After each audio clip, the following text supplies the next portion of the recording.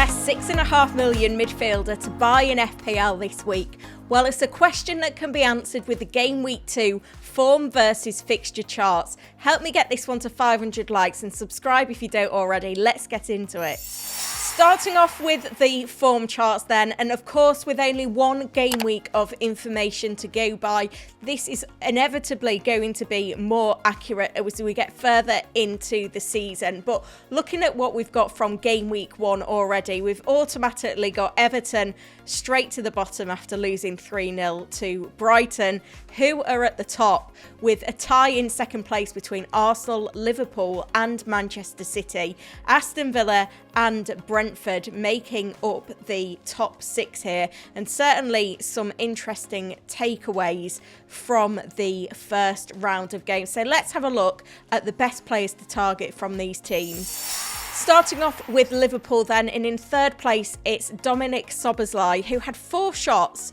and created a number of chances, including getting the assist in the win against Ipswich. And at £6.5 million, he's an interesting proposition. If he can continue for Liverpool in the number 10 role, I think he's a player that could be nailed for the long term. It's a shame not to see any set piece involvement with Trent and Robertson dominating the corners from either side. But we know that he's not just a player that's going to have shots from outside of the box. He did have 2 shots inside the box, so there's potential for both goal and assist threat there. In second place, we've got Diogo Jota. He's predicted to score 21.4 points over the next 4 game weeks, and you can get those predicted points for all players with Fantasy Football Hub right now with 50% off. Win your league or your money back. Link is in the description to this video to check that out. My only concern with Jota is that he could lose his place after a poor performance. We saw Gakpo come in for some minutes, Nunes on the bench, interestingly, but a £7.5 million, Jota could be an absolute bargain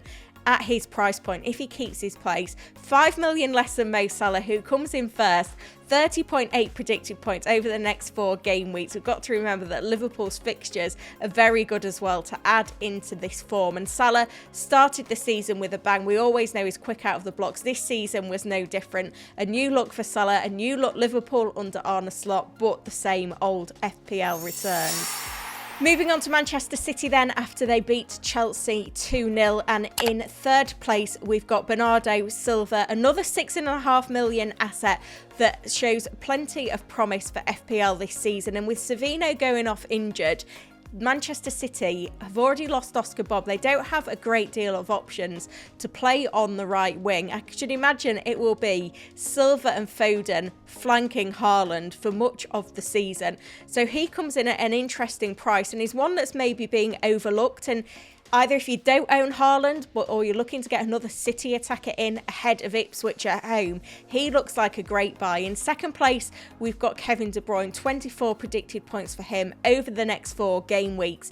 It was encouraging to see him in from the start in game week 1 against Chelsea, and he's the one that's delivering all those enticing crosses into the box on corners for Haaland and the defenders to attack. There's going to be plenty of times this season where we see De Bruyne among the goals and assists. Again, he's a player that we just need to see stay fit for the season. No surprise, taking top spot though, Erling Haaland, 30.7 predicted points for the next 4 game weeks. That's only 0.1 points ahead of Mo Salah. Again, it still divides opinion. Which one do you need? Do you go both? I think whichever one you've picked, you kind of need to see it through now. If you've not got Haaland for Ipswich at home, you're going to need to find a big sofa to get behind. But De Bruyne could cover, so could Bernardo Silva. So there are options to bring in ahead of that enticing fixture. Looking at Arsenal assets now, and Odegaard is in third place on 20.1 predicted points. He wasn't among the attacking returns against Wolves. He did play in that number 10 role, which is encouraging, but most of the play seemed to be coming down the wings for Arsenal rather than central, which definitely benefited the other options. Kai Havertz is in second place, 20.8 predicted points, a goal and an assist against Wolves, and he played most of the game in the number 9 role. Gabriel Jesus, who we worried in pre-season would take minutes off Havertz in the position we wanted to see him in, only came on for 5 minutes, and against a club like Wolves, where we thought that Arsenal Arsenal would have a lot of possession. I thought Jesus would be a shoo-in to start there. So really encouraging for Havertz's minutes going forward. And a lot of managers decided to start the season without an Arsenal attacker. And if you did, I think Havertz is probably the easiest one to get in. If you can stretch to it though, Bukayo Saka, 25.2 predicted points over the next 4 game weeks. Do not be put off by the fixtures because Arsenal are one of the best attacks in the Premier League, and Saka, we can consider him to be absolutely fixture proof. So I think he's got to be one that, if you've gone for a premium midfielder around that 10 million mark, Saka looks like the best one right now. Top spot goes to Brighton though, and a plethora of options to consider in their attack. In third place is Minter, 15.7 predicted points. He was unlucky to be substituted at half-time with what was called a concussion substitute and then wasn't. I think a bit of an error was maybe made there, a lack of communication. He got off the mark with an assist and looked great in that game. 15.7 predicted points over the next 4 game weeks makes him an enticing option. He had 3 key passes in that game, including 1 big chance created, so he's definitely a player we should look to consider. In second place, it's João Pedro, 18.6 predicted points. I wasn't as impressed with his performance. He seemed to be a little bit deeper in the 10 with Welbeck ahead of him. And when it came to Brighton putting their chances away, it wasn't João Pedro involved. Just the 1 shot on goal. He did hit the post, so he maybe was a little bit unlucky, and we expect him to be on penalties. We just don't know how nailed he is. But top spot, Kaoru Mitoma, 6.5 million, 19.1 predicted points. He would be my key transfer target for this week. Against Everton, 4 shots, 3 on target, 2 big chances, an XG of 1.12. And where we might see João Pedro, Welbeck and Ferguson complete for places leading the line, and a Dinger and Minter share minutes on the right. I think on the left, Mitoma's absolutely nailed. So if you do want to buy a Brighton attacker looking at their form from game week 1, Mitoma is the one for me. Looking at the fixture charts then, these are taken from Fantasy Football Hub, and I've looked at the next 4 game weeks filtered by attack potential. You can get customisable fixture tickets yourself on the Hub with 50% off using the link in the description to this video. It is Arsenal at the bottom, followed by Ipswich, Brentford and Manchester United, but it's more interesting to look at what's going on at the top. In joint second place, we've got Southampton and Crystal Palace. Taking top spot though is Fulham. Fulham have 3 home games in their next 4. All of those mentioned do actually. There's quite a number of teams that have got that in their fixture schedule now, but for Fulham, 2 promoted sides in there in the next 2 game weeks make it even more an attractive proposition. Now, none of these sides won their fixtures in game week 1, the sides that we see at the top of the table, but it doesn't mean that there aren't some good options to consider among their ranks.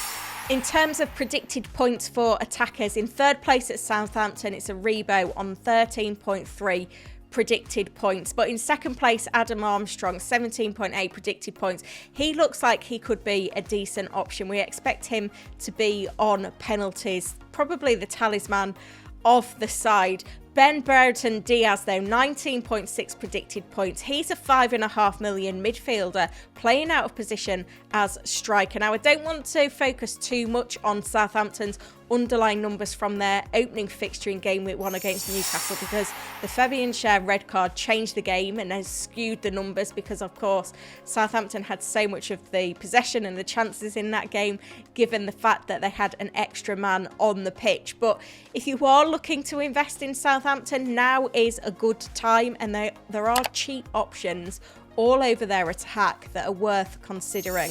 In second place then, it's Crystal Palace and Kamada, 14.6 predicted points for the new signing. It looks like it's going to be a Kamada, Eze, Mateta front 3 that's really going to entice us into investing in Palace. Mateta was a surprise to see him start in game week 1 because he'd been away with France at the Olympics in the Paris 2024 French squad. 18.7 predicted points. If he can reignite his form that we both saw at the Olympics and at the end of last season, he could be absolute fantasy gold. And Crystal Palace, I know they lost against Brentford, but they were unlucky to come away without anything from that game for their efforts, because they did look very good. But Eze, he's miles ahead of the other two. 26.8 predicted points. If you look at all the player predictions for midfielders, or for all players, he's expected to mix it with the big boys, and he's only 7 million. And his underlying numbers, well, he had that free kick that was ruled out incorrectly by the referee. The rest of his numbers were encouraging as well. He had 7 shots, 3 on target, 4 in the box. We didn't see him absolutely dominate on set pieces. Adam Waterman was taking some of the corners. However, I still think Eze has got bags of potential given the fixtures for this side, if they can continue that good form we saw under Glasner at the end of last season. But they are losing players in the transfer window, which is slight concern. I've already lost Elise. Now we've got Anderson off to Fulham as well, and Mark Gay, we don't know his future either. In top spot though, it is Fulham, with those 2 promoted sides up next, Leicester and Ipswich. And Andreas Pereira in 3rd place on 16.3 predicted points. He really impressed me in game week 1 against Manchester United, where he created 6 chances for his teammates. He was on corners. He took 8 corners, 3 free kicks, 5 successful crosses as well. He has plenty of routes to points and will be the key creator in this Fulham side. He actually looked better than the man in 2nd place, Smith Rowe, 17.1 predicted points for the new signing. He was largely absent against Manchester United. Expect a very different performance though in his full home debut against Leicester. And also, I think going forward, we saw a couple of goals from him in pre-season. I think he will begin to step up, bed into this side, and could be an interesting option. But the AI prefers Muniz of any player from Fulham on 20.6 predicted points over the next 4 game weeks. And at that budget price tag of 6 million, I still believe that he's the best value forward in the game. He managed a string of goals last season in a really condensed period in February and March, so we need to see him reignite that form. I think 9 of his 11 attacking returns last season came at Craven Cottage, so to have 3 home games in 4, I think if there's any time where he delivers, it's going to be now. So if you backed him early, absolutely keep hold of him, because he could really fly over the next 4 game weeks.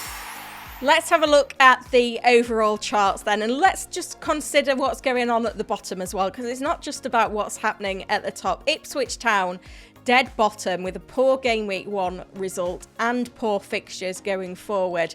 Everton and Chelsea aren't that far ahead of them. A lot of managers invested in the Everton defence and in Chelsea attackers should already be asking themselves the question whether it's worth holding on to their assets. But let's also look at what's going on at the top. Manchester City in 3rd place. If you're not tripled up, should you be for Ipswich at home? It's a consideration.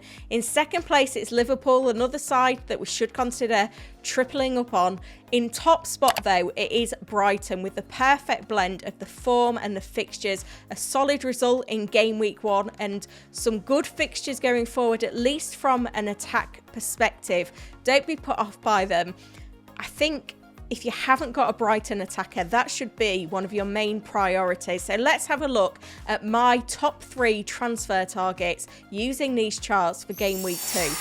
So I've tried to stay in this 6.5 million midfielder category. So in 3rd place, it's going to be Bernardo Silva, an ideal additional attacker to get from Manchester City ahead of that Ipswich at home game. In 2nd place, a differential in Szoboszlai, who I think could have an excellent season if he continues in the number 10 role for Liverpool, but taking top spot with great underlying numbers and a nailed route into what's looking like a very good Brighton attack under new manager Frank Hersler. It is Kaoru Mitoma, 6.5 million midfielders. If you want one, he's the one to go for. If you've enjoyed this video, hit that like button, subscribe to the channel as well. I'd love to hit 35k subscribers by the end of the month, and check out Fantasy Football Hub with 50% off right now. And if you don't win your mini league, you'll get a free refund. You can get all the player predictions there and the customizable fixture ticker